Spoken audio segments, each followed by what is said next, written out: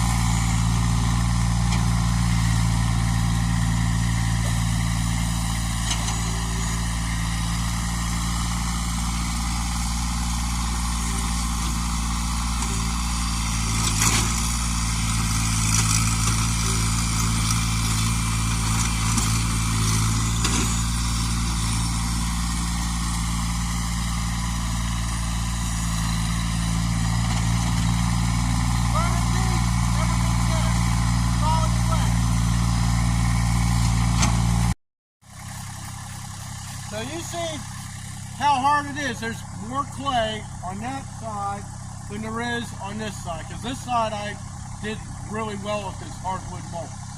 So when we come back, I'm going to show you what it all looks like, and we'll go over the soil content and what I got to do to fix it.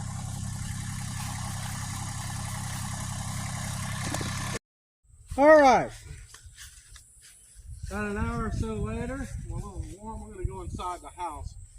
I'm going to show you how far down I got with a square tip bucket. No too far. But yeah, it's a fun project. I dug out some things that I really wish I didn't put down in there. Even though I only dug 4 foot wide, yeah, it's a challenge. Let me show you.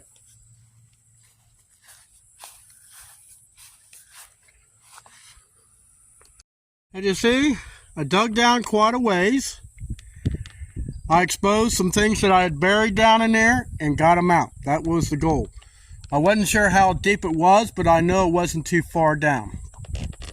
And as for the pile of dirt, well, so the next thing I'll need to do, and it'll probably be in another video, maybe today, maybe tomorrow.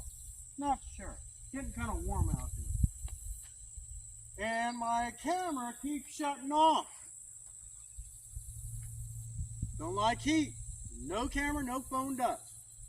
So this is where we're going to end this video. Digging out, doing the renovation on the garden. See you next time.